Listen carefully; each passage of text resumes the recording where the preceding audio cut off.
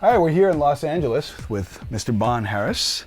And Bon, if you can, for the users that are watching the video, if they, for some reason, don't know some of your history in music, just give a little bit of a background on some of what you've done, some projects that you've done over the years, and some of what you're working on now. Okay.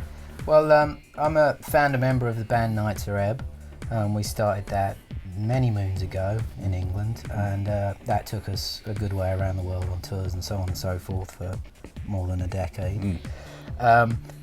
Then I ended up in Los Angeles, got into production, worked with people like Marilyn Manson, Billy Corgan, did some film, TV production, and composition, and just recently have been back out on the road with Nitzer Ebb again and with my own band Maven. Yes. So, you know, really, you name it, production, performing, composing, you know, I've been all over the map. True Renaissance man. Indeed, something like that, yeah. Well, I mean, I've been a big fan of Nitzer Ebb since way back when, so having known your history, obviously it's all hardware synths that you were doing back in the day with the Nitzer Ebb stuff. Yeah.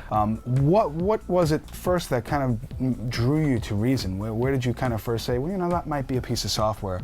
And the thing that really drew me to it was, you know, my background was with really big modular synths and everything else, so if you spend 6 months on the touring, you can't take it with you, and it gets quite frustrating not being able to do anything. So I think, you know, in the pre-laptop age, we were all looking for, like, wouldn't it be great if we could just have a full studio that we could get a significant amount of work done on, and Reason really delivered on it. Like, you could get a lot of stuff going on a relatively modest computer. You could take a laptop onto it and get your work done. Yep.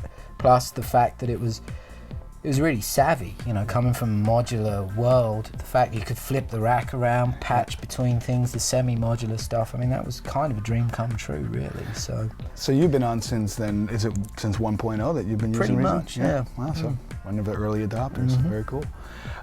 Well, so, you know, fast forward to now when we have version 4.0, which has just been out recently. Yeah. A lot of changes, a lot of things that are different about the software. Well, the first, you know, massive thing for me was the sequencer updates and enhancements. You know, I've worked in so many situations where you can't always be sure what you're going into, what main sequencer they're using or anything else. So I can confidently go anywhere with Reason, and especially so now with the sequencer, where it's actually got a lot of features that I wish some other digital audio workstations had. You know, it's really simple to use, but it's sophisticated enough that if you want to get in there and tweak stuff, you can.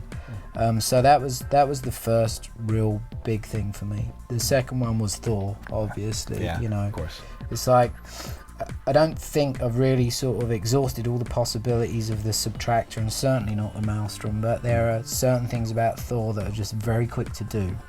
I'm very fond of the old Oberheims and stuff like that, and you can get a really good, you know, version of that type of sound with Thor very quickly. And another thing, which is kind of the converse of what you're saying, is what hasn't changed. So things like Subtractor really have been the same since the beginning. And with so much software, you get, you know, version X, total revamp, you won't recognize it. And that's not always good for you know, like, say with a Subtractor now, it's pretty much subconscious how I use that. And it's unusual in this world of developing software and everything that you get something that stays the same because it works. And I'd have to commend everybody there for knowing a good thing and sticking with it. Well, we do pride ourselves in being the different sort of way of thinking when we talk about our software. Indeed, and it works. Thank you. Well, I think I would be interested now to kind of get a glimpse into how you work, and so why don't we step into the studio maybe, and you can show us a little bit of what you've been working on. Absolutely, let's do that. Great. Okay, so here we are in the studio. Here's a new track from the Nitzer Ebb album that's upcoming that I've been working on, and the situation with this track was we had a basic thing going that we liked, but we wanted to expand some ideas and maybe play around with a few different things. So I just took the MIDI sequences, because they were originally done on old vintage, you know, analog gear, and recreated the whole thing in the Reason sequencer, and just started messing around with some different sounds. So if I play the basic thing as it stands at the moment, there's a bunch of stuff going in there are options for me to build some kind of vibe off of. So we've got the main track here, you know, and there's several things from the original track. You know, just a basic drum beat, and then I use a subtractor for this kind of SH101-ish type sound. You know, layer up with the new Thor, because the oscillators in Thor have got some really good thick tones, especially the multi-oscillator. I'm really fond of using like the Oberheim expander and so on, and you can get a really, really close approximation with Thor on that. And so basically there's a whole bunch of different sections, and I can just bring stuff in and out, you know, as I want to. I've just got numerous things up here that I can play around with. And then in this sort of situation where I want to keep the arrangement fairly open, I can just play around with key switches on the mute buttons or the solo buttons and record that into the sequencer. Or if I wanted to, I could repatch these into the hardware interface and take those into a rewire host and do the same thing, you know, play around with the mute. So I don't have to have a set structure if I don't want. So, you know, I can just keep messing around with all these elements and just, you know, if I get a little breakdown that I like or something going on that I think's good, I can mark that down and make a section out of it.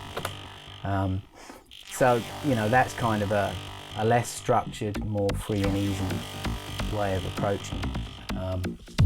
Which, it's good to have those options. I can be as structured and as cut and paste as I'd like to be, or I can work in a more improvised fashion. Okay, let's look at a couple of the sounds in general. Like here's the layer that I've got on this bass sound. So if I just solo the first component, absolutely, it sounds very basic, kind of like an old SH101, which is what we started with. Which I wanted to drop down to that, but I wanted to have something else that was a little thicker.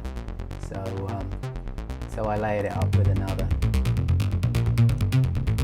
Thor patch, which is this one on its own. And what I quite like to do with these is to put them through the vocoder and use that more like a filter or an equalizer.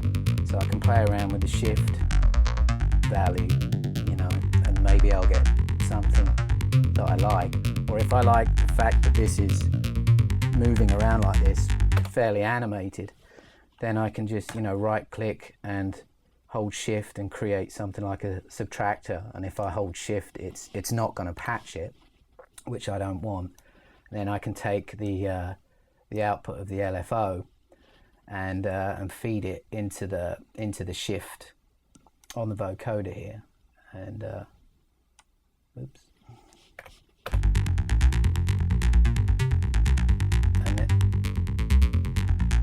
Hear that the sound's slightly undulating because I'm using the LFO from the subtractor patch straight back into the modulation input of the shift, and obviously I can change the degree to which that happens.